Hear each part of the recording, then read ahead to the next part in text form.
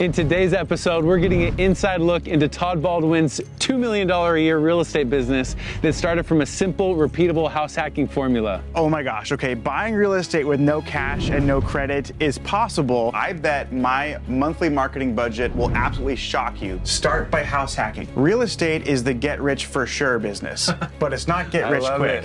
The passive rental income that actually goes in my pocket is about 15 grand a month. Luckily, I've actually never lost money in real estate. He also promised us to reveal a clever mortgage takeover method that can get you a house with no money down, along with his unconventional methods of attracting and keeping top-tier tenants. Welcome to a new episode of UpFlip. My name is Caleb. We're here in rainy Seattle, and we're going to be getting into the secrets of real estate investing, but from a different angle. Today, we're going to be learning about how to start a real estate business. So to help show us the ropes, we're here with Baldwin Capital owner, Todd Baldwin. Todd, so good to meet you. Hey, great to be here on UpFlip. Thanks guys for having me. Yeah, all right, well, let's get started. Tell us where we're at and a little bit about the basics of this building. Awesome. So we are right now standing in front of a duplex that I converted into a triplex. My wife and I live on the bigger half with our new son, and we rent out the other half and the garage studio. And by doing that, my wife and I live completely for free. Awesome. Tell us a little bit about your background prior to real estate and how you first entered the business. Yes, so unfortunately, I have one of the oldest stories in the book. I grew up very poor. I was raised by a single mother, and I knew that someday I wanted to become wealthy. And when I was 15, I read Rich Dad, Poor Dad by Robert Kiyosaki, which is a great real estate book. And I pretty much knew that I wanted to invest in properties ever since then. So after dropping out of college and taking a sales job, I started a real estate company, and here we are. Tell us a little bit more about what drew you into real estate. Was it the money, the freedom, the not having a boss? Not having a boss is definitely clutch. I think it was the idea that there are people that make money passively, right? There are people that make money while they sleep, and it's actually taxed less. Not that this video needs to be a tax video, but passive income is taxed less than wages. So I was like, do I want to go to a job and work my entire life and keep less of my money through taxes? Or do I want to have freedom and time with my family and friends and pay less overall taxes because that's how real estate is? Cool. And so that's what drew me in. So what do you consider to be the single most important thing in your business and why? Okay, so tenants and having the right tenants is absolutely the most important thing in my business. And there are a handful of reasons why that is true. Let me stop you right there. Okay. Tenants, you heard it guys. Tenants can make or break a real estate business, so stick around to find out how you can choose the right ones. Where are we at now? This is the master bedroom of our house. Master bedroom, okay. So what are the different types of rooms that you offer? Yeah, so in every house there is a master bedroom, so people can rent that. And typically, because I buy such big houses, there's also like a bonus room over the garage. That's usually the biggest in size. And then there are normal rooms like, like a 10 by 11 room. And yeah, pretty much any room that we have available is ready to be rented. Yeah, how about price points for each of those different types of rooms? Absolutely. So what we get for master bedrooms usually is $1,300 per month. And if you're watching this, let's go. I was gonna say, if you're watching this in the Midwest, where that's just like crazy, because you can get like a whole house for that. Again, we are in Seattle, and just studio apartments here can be over $2,000, plus no utilities included. And so what you get here in a room like this is water, sewer, garbage, parking, cable, internet, plus a maid, furniture, and then I supply the tinfoil, the paper towels, the hand soap, all that stuff. The other rooms that I have that are much smaller are way cheaper. I have rooms that go for $700, I have rooms that go for $800, and anywhere in between, pretty much $700 being the lowest and $1,300 being the highest. Yeah, and you're not gonna increase those prices. I'm not gonna increase those prices ever. That's the spirit. For any reason. So your bread and butter in investing has been with bedrooms and rentals, but has there been any other way in real estate that you've been able to make some money? Oh yes, there is huge money in wholesaling real estate. Wholesaling, hey, let's hold that. Guys, stick around if you want to find out how Todd spots opportunities that other people don't and at times generates $50,000 in revenue from just 4 hours of work. Stick around. So we're talking hundreds of thousands of dollars for these investment properties? Sometimes millions. Millions. Where did you get the initial investment money for that? I was very fortunate that after dropping out of college, I took a sales job where I was making around $110,000, $120,000 a year when I was 22 years old. And I was living very cheaply. I was still living like a college student, and I just pretty much saved every penny I could. And my first ever down payment was only $19,000. When you're young and you're making six figures living cheaply, saving 19 grand isn't all that crazy.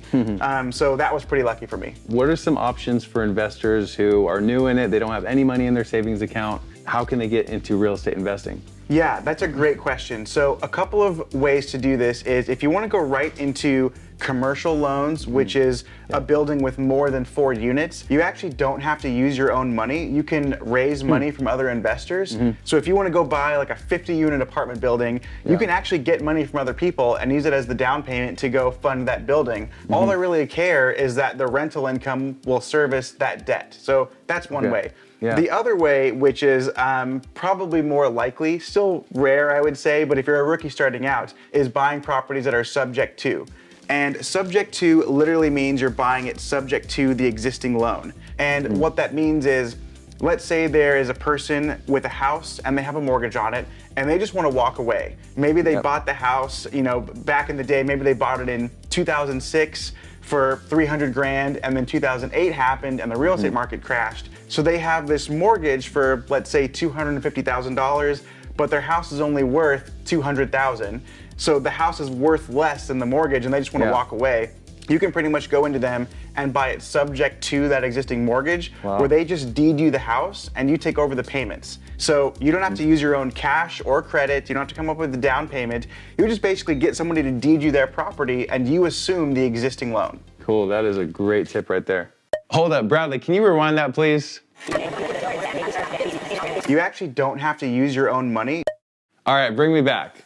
If that brought a tickle to your ear, I think you're definitely gonna enjoy hearing about this opportunity with Little Pink Houses of America, or LaFA as I like to call them. Their Pink affiliate program is revolutionizing the real estate investment industry. Here's how it works. When you join the Pink affiliate program, you become a Pink business owner by way of licensing agreement. The benefits of joining are way too many for me to go over, but I'm gonna do the best I can. You'd be getting an extensive, structured education, and they make it easy for you to plug into the national brand that is Pink. It's a cutting-edge, done-for-you business in a box. Additionally, you'll get a dedicated coach that will work with you on a plan tailored to your specific needs. So whether you're looking to acquire Airbnbs, start a rental portfolio, or make your first real estate investment, whatever your investment goals are, the Pink team will map out your path to success and guide you the whole way through.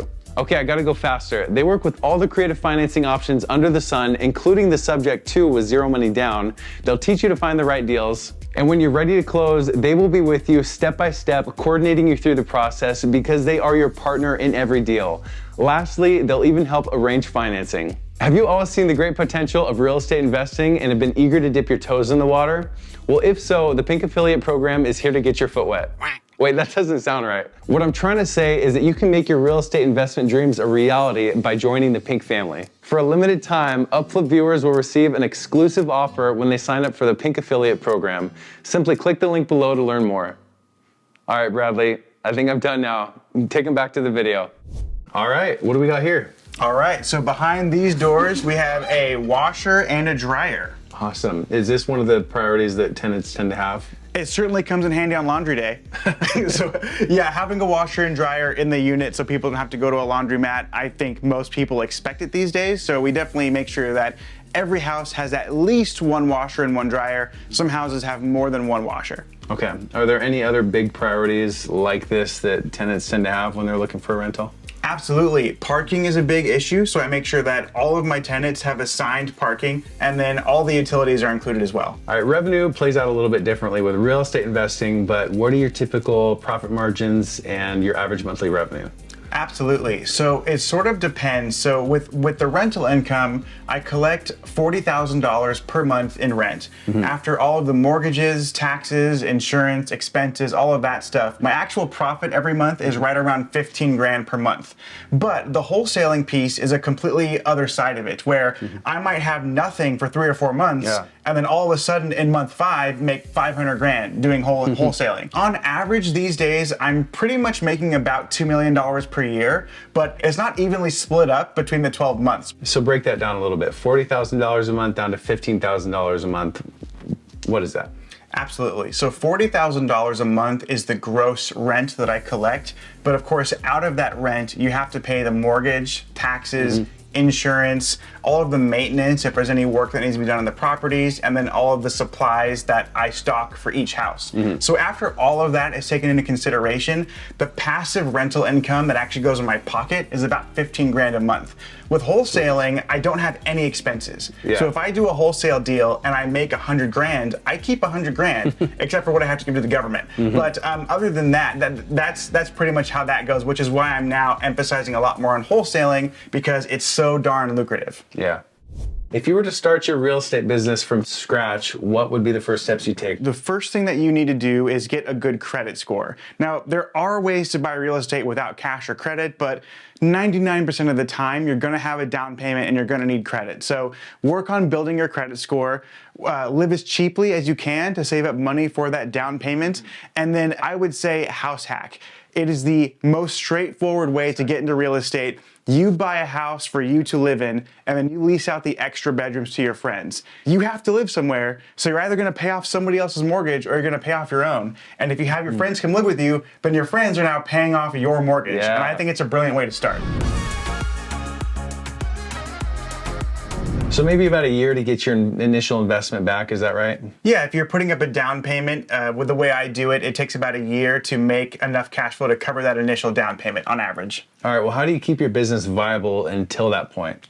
Well, so the entire time I'm getting a monthly cash flow. So like if I put up, let's just say $50,000 for a down payment and I'm getting $4,000 a month in cash flow, it'll take about a year to make up that $50,000 payment that I put down. But all the while I'm making $4 grand a month in profit. So it's pretty seamless that way. Okay. All right, Todd, I love this about you. You have a wildly successful real estate investing business, and you have this Ford Focus 2009.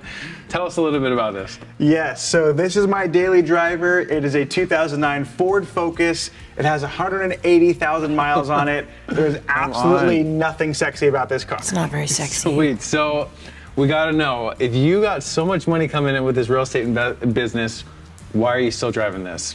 You know, I think a lot of the times nice cars are just a status symbol, and I don't care about any of that. I don't need a Rolls Royce. I don't need a Ferrari. Maybe someday I'll get the Tesla Roadster. Okay. So you got this big old garage underneath this duplex triplex. What is your plan for the future of this? You could probably see, but it's temperature controlled. That is an air conditioning unit and a heat unit. Nice. And then of course over there we have a sink and a dishwasher and a drink fridge. So eventually, if we wanted to, we could convert this into another apartment. Did you already do that with one of your other buildings? Yes, so with this building, across the way is another garage spot, and then we stock it with furniture, and we lease it out now as a studio apartment in the garage. So how much would it cost to take a garage like this and convert it into a livable spot? All in all, with a typical garage, you could probably turn it into an apartment for, let's say, $12,000. And of course, it depends on your area, it depends on where you are, so it's really not that bad. Yeah, that'll pay off quick. You hit $1 million in profit 2 years ahead of schedule. So how did you do that? Yes, so it was my goal to be making $1 million a year in profit by the time I was 30. I was super lucky and I hit it when I was 28. And I just did that because I literally invested every cent that I made back into the business for so long, for so many years. And so finally I was able to make that $1 million a year income, which was amazing. Okay, so how long did it take you from the initial investment to get to that goal? So I bought my first house when I was 22. I technically had $1 million net worth when I was 25, so 3 years later after buying my first house. But as far as actually making $1 million in profit per year, that was when I was 28, so 6 years after buying my first house. Okay. it's very easy to pull the trigger on a bad investment. So what are some of the bad investments that you've had in your career? Yes, so luckily I've actually never lost money in real estate. Really? So I've had this real estate company for the last 7 years, and half of my company is basically buying properties that I lease out. The other half of it is wholesaling, which we can certainly talk about later if you like. But I've been fortunate to never lose money in real estate. I've actually never lost a month's rent, not even a day's rent, across any room in any house for the last 7 years, just because of my strategy and the properties that I pick. Wow. So right now we're in the suburb area of Seattle? Yes. Okay, so how do you choose where to invest in? Because suburbs, central city, what do you do to find the best investment properties? Yeah, great question. And there are a lot of different philosophies on this, but I'll give you mine. I exclusively buy properties in an undervalued area that's going through a transition. So we are in a suburb of Seattle that historically hasn't been the nicest area, but they're putting in a lot of new restaurants and breweries. They just redid the library. And this building that I bought in August of 2019 is worth about 500 grand more than what I paid for it. Just a few years ago. 500,000. Yes, sir. I don't go to the bougiest areas or the trendiest neighborhoods. I actually go to the areas that are just outside the city, maybe 15 to 20 minutes outside the city, but on a bus line, somewhere with good public transportation, so that I can ride the wave of appreciation. Yeah, up and coming. Yes, absolutely. Okay. So you've been able to make money through different streams in real estate. So with your experience, what do you think is the best way to scale revenue as a real estate business? I don't think there's one right answer because everybody's different. But for me, owning property has been a game changer. I think that owning real estate is the best path to generating generational wealth too and passing it on to your children. There's so much you can do. You can do Airbnb, you can rent out by the bedroom, you can do the traditional route where you rent it out to a family and you can wholesale. So whatever you're comfortable with and whatever you understand, I say go for it because the more revenue streams you have, the better. If you think your time has definitely come to start investing in real estate, go learn from High Rise Group Capital. They're on episode 20 of our podcast, Commercial Real Estate Company that makes $300,000 a year. Go give it a listen. You won't regret it. All right, talk us through the process of identifying an investment to making it generate revenue. What are the major steps within there? Absolutely. So I am very particular and specific about the houses that I buy. So I only buy properties that are in an undervalued area that are going through a transition. I make sure that there is a good bedroom to bathroom ratio, which is really important if you're renting it out by the bedroom. You don't want 8 people sharing one bathroom. And then I make sure that there's enough parking for every rentable bedroom. So if there's 7 bedrooms in the house, there's got to be at least 7 parking spots that are not street parking. Once I've identified all of that and I know that it's a good property, I can pull the trigger and buy that as long as the price makes sense for what I can rent it for. And then I just get tenants in. And it doesn't take me very long to fill these properties because they come in such high demand. Yeah. All right, so that's the initial investment and the work you put in, and how long does it take to start making a profit? You can usually start making a monthly cash flow as soon as it's rented out, which is usually immediately. I get all properties. It usually takes me about 5 days after choosing a property to get it fully leased out with all the bedrooms rented. That's fast. It's fast, yeah, but it's because here in Seattle, everything's so expensive and people need an affordable rental. Now, as far as getting my money back, you know, you put the down payment up on a house, which let's say just for basic numbers, you put 60 grand up. How long does it take to make that money back? Usually about a year, I would say, depending on the property. And that's also just because I rent it out by the bedroom. If I was doing it the normal way, it would take much longer than that. Definitely. All right, Todd, 10 seconds for Blitz time. Can you answer these questions in 10 seconds from our fans? Let's do it. All right, let's see if you can do it. Ronnie Sharma asks, I've heard the wealthier takes home no salary and invests in real estate to reduce taxes. Can you please explain what that is exactly? Absolutely. It's because at the highest level, salary is taxed at 40%, capital gains are taxed at 20%, and passive income that you collect through owning real estate is taxed at 0% because of depreciation. Boom. Let's go. All right. Sandeep Singh asks, should we buy the place that we run our business, like a restaurant, gym, or convenience store, or pay rent? Which of them will give us the biggest return in the long run? Renting your facility certainly gives you a lot of flexibility, but I'm biased because I'm a real estate guy, so I personally would want to own the property. Yeah. That makes sense. All right, Jim Rice asks, have you ever bought a business? What did you learn about the process? Did the past sales figure match up to the business, how that business actually performed after the handover?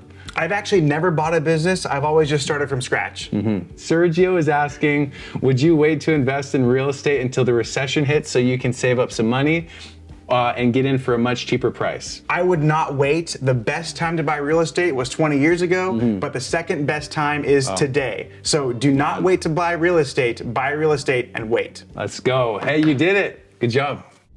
How often have you needed to evict tenants, and what's the most common reason for eviction? I don't think any landlord likes doing it. It's awful. And luckily, I've never actually had to file a true eviction suit. There has been a handful of times where I've had to ask people to leave or just non-renew their leases. And that's because of interpersonal conflicts within the house. Because all my houses are rented out by the room, it's better if people can get along. And if someone's being a jerk or just is terrible to live with, unfortunately, sometimes we have to have that uncomfortable conversation that they might be happier in their own apartment. So what's the best way to deal with that situation? Yeah, I think the best way is to have honest conversations with the people that you might need to ask to leave. I had a domestic violence case where a guy actually beat up his boyfriend, and I was just real with him. I was like, look, clearly this isn't a good fit. I can't subject the other tenants in the house to this sort of violence. If you agree to leave, in the next 5 days, I won't file an eviction and you can move on, and I'll be happy to give you a reference as far as you always paid your rent on time, and stuff like that. So just having that real conversation where somebody just needs to go, but you don't want to go down the rabbit hole of eviction. Okay. Yeah, that's cool. It sounds like you're personal with them and you don't come in just guns blazing, but you talk with them. Are you on social media right now? I am. What platforms do you use? I have Instagram and I have Facebook. I do not have TikTok because I can't. I can't do those little dances. You'll never get me doing one of those dances. Does anyone do that? Totally. So what do you use? How do you use social media to grow your real estate business? Facebook is where I actually find most of my tenants. So the Facebook housing groups, they're everywhere in every city. And then also just posting on Instagram. I actually leased out the garage unit because somebody saw an Instagram story of that unit. So that was great. And then for my wholesaling side, which is basically being the middleman of high-end real estate, I'm on all sorts of networking groups there. Okay. So some of them are LinkedIn, some of them are Facebook, but pretty much using those platforms as much as I can to attract tenants and to find new potential investors. All right, so how can somebody use social media to grow their real estate business and increase revenue? It depends on sort of what type of real estate you want to do, but if you want to emulate what I have done and renting out houses by the rooms, absolutely consider getting on Facebook and whatever city you want to invest in, going into those housing groups. Because there are literally groups dedicated to people who want to rent rooms in your city, so you better have your listing in that group. Are you renting out your properties furnished or unfurnished? I rent out all of my properties furnished, but I typically only furnish the common areas. So I've seen these Airbnbs with all sorts of different themes and styles with the furniture, decor. Is there one that you're particularly aiming for? How do you figure out what style to go with around here? Yeah, great question. So I don't think it quite matters which theme you do. There are some places like if you're by a beach, make it beachy themed, but I'm just in a city by an airport. So yeah, I just try to make it cool and funky and something they can't get anywhere else. So the graffiti wall down in the garage, that was spray painted by hand. I think that it just has to be unique and something you can't find elsewhere, and that'll draw a lot of attention. Okay, so you're trying to stand out. Absolutely.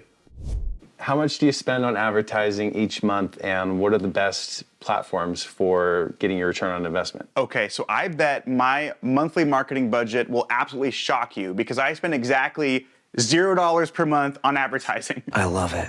$0. Okay, so how do you find tenants then? Yes, so the best way that I have found tenants is through Facebook and specifically Facebook housing groups. So I don't do Facebook ads, I don't do paid Instagram ads or anything like that, but I joined, Facebook groups like Seattle Housing, Rooms and Apartments with like 30 to 50,000 members in that group, and I just post all my listings there. And there's maybe half a dozen groups specifically for Seattle, and then of course the outskirts as well. There's also a website I use called Roomie, which is specifically for finding roommates. And then Craigslist has been a bread and butter for me too, but I've never once had to pay for marketing. Well, what really sells it for tenants then? I think the biggest thing that will sell a tenant on my places are the photos. All of my places are pretty new and nice. I actually specifically choose new construction properties. So it shows really well in photos. And then also, I think the perks of what it includes, every property has a maid that I pay to go through once a week and clean all of the houses from top to bottom. And I also stock all of the supplies, like toilet paper, paper towels, hand soap, dish soap. When you combine that with the fact that I never raise rent, people find it a no-brainer. So share some more details about what makes a good tenant or not. Absolutely. So you have a background check, which is going to tell you, debt to income ratio and their credit score and their job history and whether or not they've had any evictions. Specifically for a house hack, what makes a great tenant is if they're courteous and respectful, because you're not just looking for a tenant, you're looking for someone that's going to be living with 5 or 6 more people. And so if they aren't good at doing that, then it's going to be a bad day. Okay, so you always do video call first, video tour, and then in person.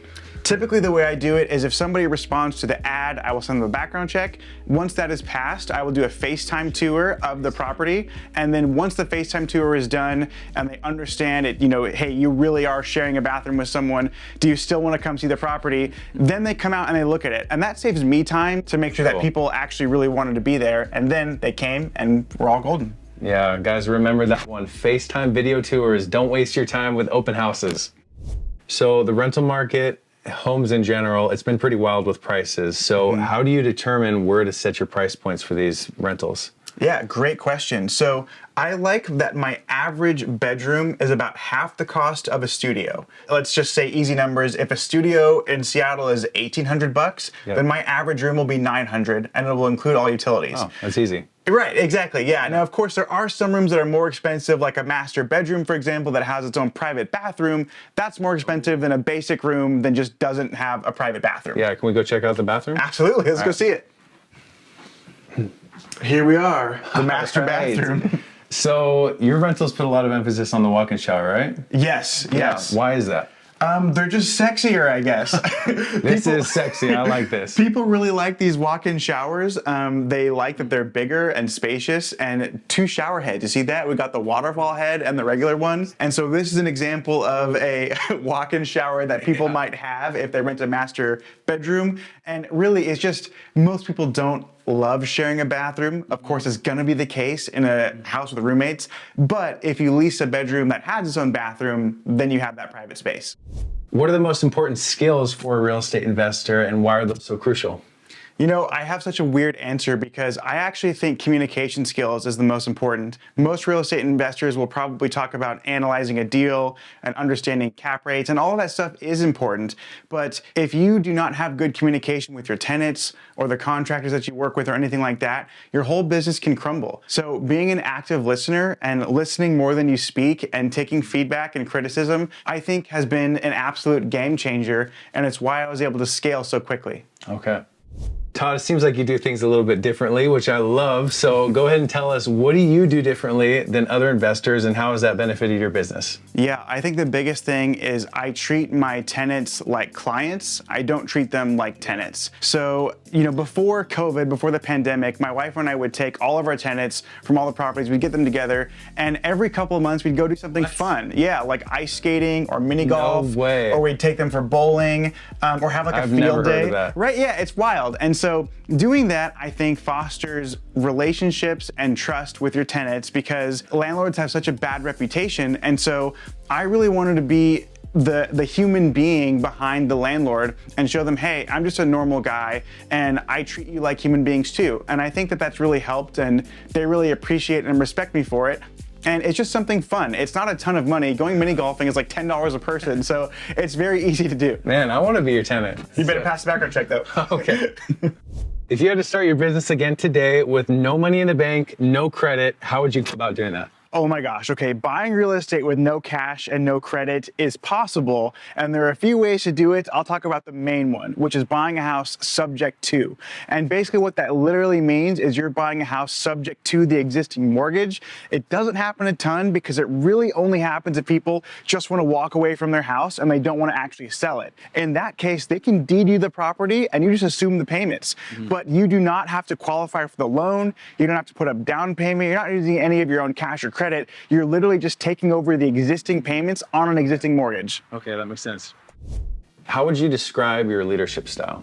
very authoritative, my way or the highway. No, I'm totally kidding. I listen way more than I speak, and I try my best to have a good, solid relationship with all of my people, whether it's tenants or employees or contractors that I work with, and just treating them like human beings instead of numbers on a spreadsheet. And I feel like because I've sort of humanized it, that has allowed me to grow and to grow this company into bigger than we ever thought it could be. And that's because I listen, and I'm not just a jerk that tells people what they have to do or what they can't do. Okay, so you're really personable, nice. You're not like one of these mean landlords. What is that the type of style that other people need to have? What does it take to be great? You know, I don't think there's a one-size-fits-all answer, but when I started my real estate company, my wife and I agreed on a few things. Number one, we would never ever raise rent on anyone ever. The only reason your rent might go up and down is if you decide to upgrade or downgrade units, but if you stay in the same one the whole time, your rent doesn't increase. And I'm happy to say that during COVID, all of my tenants did pay their rent, even though they technically weren't required to. Wow. And I think a lot of it is because I'm not a jerk, right? Yeah, I'm didn't not, take advantage of you. Right. I'm not trying to nickel and dime people. I'm not out here to screw anyone over. I'm here to help. I'm here to provide housing. And I'm not saying my way is the only way. And certainly there are people with different philosophies and it works for them.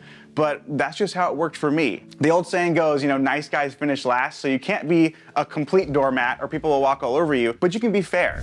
I heard that you welcomed a new baby in 7 months ago. Is that right? Yes, absolutely. Congratulations. Thank you. So are you one of those real estate people that take a bunch of time and 17 hours a day or what? No, not anymore. When I first started my company, I actually was working about 17 hours a day. And then as it grew and I started making money more passively through rental income, there was less of a need for me to work all that time. And now that my son is here, I want to enjoy time with him and see him grow up. Okay. So today I probably work more like an hour or two a day. Whoa. Yeah, it's not that freedom. much. Yeah, it's freedom for sure. And then if I'm not hanging out with my son, you know, anything that I would be spending working, it's probably just wholesaling because the rental income is passive at this point. Yeah. All right. So what does that 1 to 2 hours a day look like? How does it break down? So the 1 to 2 hours that I spend working today is just making sure that the business is running smoothly, you know, making sure that there's nothing going on with any of the houses that I need to do, but that doesn't take very much time. I've got people in place to help out with that. The other thing would be looking at my wholesaling list, which is basically just a big list of 15,000 investors who want to buy property or sell property. And I see if there's anything that I can sort of get in between as the middleman, if you will. I know some people aren't going to like that, but that's basically what wholesaling is I'm a matchmaker for high-end real estate. So I'm not a real estate agent, I'm not a broker or anything like that. But sometimes if somebody wants to sell their own property and they do not want to list it on the MLS, they don't want to use a realtor, they can go to a wholesaler and I can raise the price of that property and keep the margin when I sell it. So that's typically what that looks like. Going back to wholesaling, tell us about that. That sounds crazy. $50,000 with just up to 4 hours of work sometimes? Yes, absolutely. So that was actually my first ever wholesale deal. So I did that when I was a rookie to wholesaling. Basically, That's a good intro. Yeah. Basically, the way that worked is there was a person who wanted to sell their house for $800,000. They did not want to list it on Redfin or Zillow and pay commission. I probably would have done that if I were them, but they didn't want to do that. They got in contact with me and I said, well, I will not take a commission from you. So when we sell the house for 800 grand, you will keep the 800 grand. What I will do is I will raise the price. And if I can sell it for a higher price, I'll take the spread. And he agreed to that. And so I was able to raise the price of that property to $850,000. And let's go. Right? And I made 50 grand. It took me exactly 4 hours to put the deal together, to find the buyer. You timed it from start to finish, 4 hours of work to do that. Yes. Now, quick caveat, part of that is because I've been running a real estate company for the last 7 years and I have this list. You got some experience. Exactly. I got some experience. I know the market. But for that specific deal, 4 hours of my time and I made $50,000. All right. And how often do you do these type of deals? Last year I did about 5 wholesale deals, which actually made me a little over $1.1 million in profit. So after all taxes and expenses, so that was awesome. Wow. I typically only do between 5 and 7 per year because again, I would rather spend the time with my wife and my son. And I'm also, just like the rentals, I'm very particular about what I do. I only wholesale high-end luxury property. I'm not interested in these deals where I'm gonna make 5 grand, right, for 40 hours of work. I've had some where I've made over 100 grand in less than a week of time, and that's what I go for. Okay.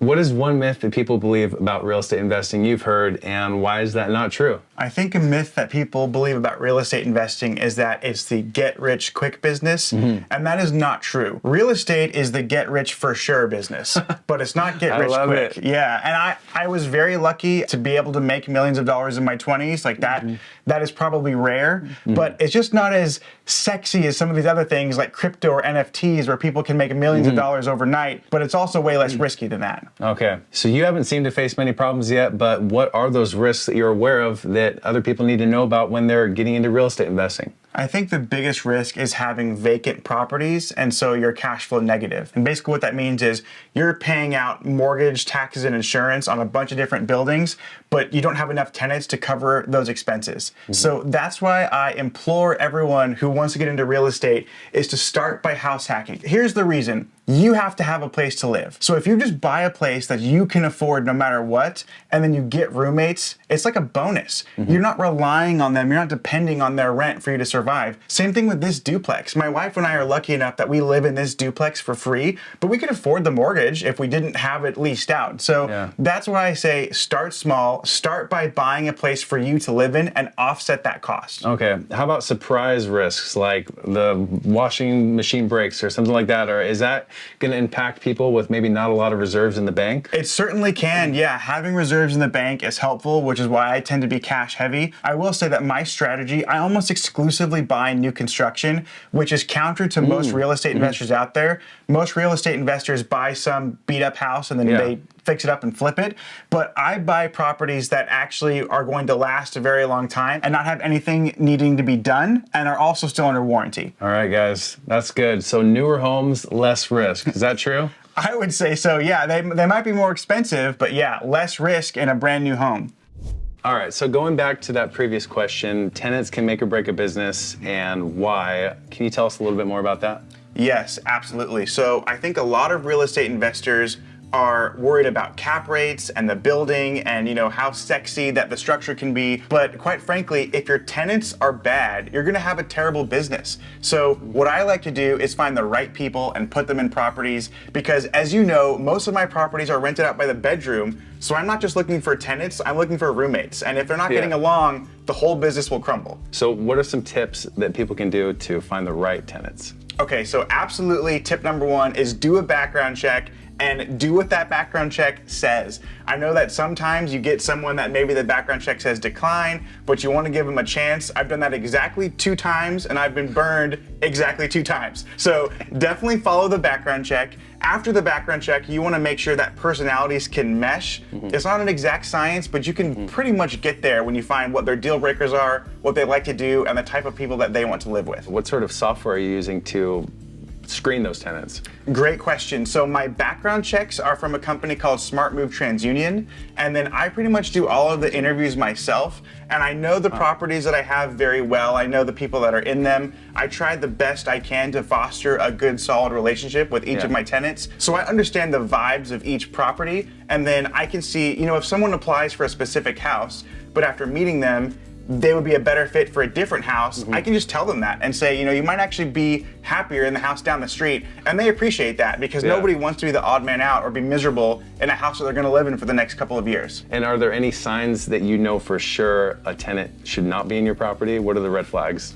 I mean, the biggest thing is if you hate the idea of living with roommates, just don't rent from me because it's just a bunch of roommates. So that's what the deal is. Okay. All right, so no bad times yet, but we see the way that the market can go sometimes. So what's your plan in preparing for any possible downturns? Absolutely. So unlike a lot of investors, I believe in being pretty cash heavy just in case something were to go south. So I'm sitting on about $1.5 million in cash. So if I so if I need to, if stuff goes crazy and people can't pay rent or stuff goes sideways, I can float these mortgages for a very, very long time. And also with the wholesaling stuff, because I only do high-end luxury real estate, in recessions, rich people tend to stay rich. And so I have shifted to basically solving rich people problems because they pay better and they're going to stay rich during the recession. So I can still probably make 6 to 7 figures wholesaling even in a downturn. what are the main metrics that somebody should look for when they're managing their real estate business? Yeah, I mean, really, there's basically two numbers as far as a rental property goes. It's the rent you're collecting in and the expenses that you have going out. And as long as the rent coming in covers all of the expenses going out, plus makes you a little bit of profit on the top, you're doing fine. So that's what I look for is the money coming in covering all the expenses going out, and is there money left over in profit? And the way I've done it by the bedroom, the answer is always yes. I like it. Todd, you have already fulfilled so many goals as a real estate agent. Congratulations. Let's hear about the ultimate goals. What are you building towards? How are you accomplishing that? Yes, so I did have the goal of making $1 million a year by the time I was 30. I was able to hit that, but my new goal is to be making $10 million a year by the time I'm 36. So I've got 6 years to make that happen. 6 years, okay. The way I'm doing that is just like I've always been. I'm looking for good deals, I'm wholesaling, and I'm being particular about the properties that I buy. So what are some things that you're looking forward to in the future in terms of purchasing land, purchasing properties? Do you got anything upcoming? Yes, I am currently building a family estate, so it's going to be amazing. I found 2.5 acres. Estate. Yes, sir. I found 2.5 acres with a view of the Puget Sound, which is a big body of water in the Seattle area. And I'm building a main house for my wife and me and our son, and however more children we have. Yeah. And then I'm building a house for my mom as well. I'm building her dream house on the land. Wow. And then I'm building the dopest man cave. It's going to have an arcade room, a cigar lounge. It's going to have a bowling lane. Let's go. Like it's so dope. And then we're also doing an infinity pool, because why not? I'm looking forward to that. That's exciting. Yeah, come over when it's done. Okay, let's do it. Awesome. If you enjoyed this interview, make sure to check out our video with Santino Filippelli, where he shares how he makes $175,000 per month with real estate investments. You'll find the link to the video in the description below. See you next time.